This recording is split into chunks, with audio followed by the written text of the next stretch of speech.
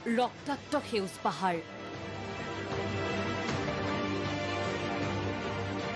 কাৰ্বি আংলঙৰ ডকমকাত এজাক উন্মত্ত মানুহে নেফানেফ কৰিছিল নীলোৎপল অভিজিতক আৰু ডকমকাৰ এই নৃশংসতাৰ খবৰ পাই সুদূৰ মস্কোত হাহাকাৰ কৰিছে এগৰাকী যুৱতীয়ে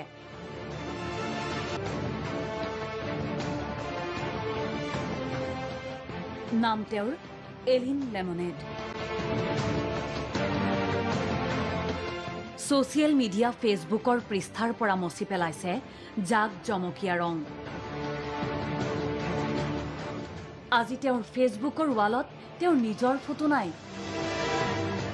এলিনে নিজৰ ফটো ৱালৰ পৰা আঁতৰাই ওলোমাই দিছে ঘন কোলা ৰং পটভূমিত অজানা পাহাৰৰ ওপৰত ফুলি ৰোৱা নাম নথকা ফুলৰ এটা থোপা এলিনৰ ফেসবুক ৱাল দেখিলেই ধৰিব পাৰি কিমান সুখ আৰু দুখৰ যন্ত্ৰণাত চটফটাই উঠিছে তেওঁ কাৰণ প্ৰতিবাদৰ ৰং কোলা তেন্তে অনুমান কৰক ফুটবল বিশ্বযুদ্ধই উন্মাদনা সানি থোৱা মস্কোৰ দৰে এখন মহানগৰীত বহি ডকমকাৰ নৃশংসতাৰ বিৰুদ্ধে কিমান ক্ষোভ আৰু হতাশাত প্ৰতিবাদ সাব্যস্ত কৰিছে এলিন লেমনেডে এলিন লেমনেড নীলোৎপলৰ মস্কোৰ বন্ধু সোশিয়েল মিডিয়াৰ পৃষ্ঠাত এলিনৰ পোষ্ট মই তোমাক কোনোদিনেই নাপাহৰো য'তেই আছা কুশলে থাকা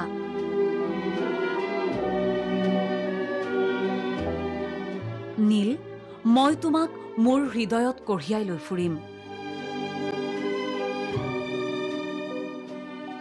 নীলোৎপলৰ বাবে কেৱল শোক অথবা প্ৰতিবাদ কৰাই নহয়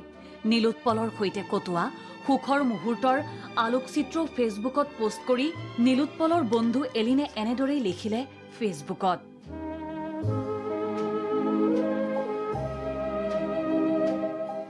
হয় ডকমকাত বৰ্বৰভাৱে নীলোৎপলক হত্যা কৰাৰ খবৰ পোৱাৰ পিছতেই ফেসবুকত এই শোকবাৰ্তা ৰাছিয়াৰ যুৱতী এলিন লেমনেডৰ নীলোৎপলৰ সৈতে এলিনৰ পৰ্বত পাহাৰৰ বহু ফটোৰে ভৰি আছে ফেসবুকৰ পৃষ্ঠা নীলোৎপল এলিনৰ এই সম্পৰ্ক আৰু বিদেশৰ মাটিত ডকমকাৰ নৃশংসতাৰ প্ৰতিবাদ প্ৰতিক্ৰিয়া এই মুহূৰ্তত সকলোৰে চৰ্চাৰ বিষয় হৈ পৰিছে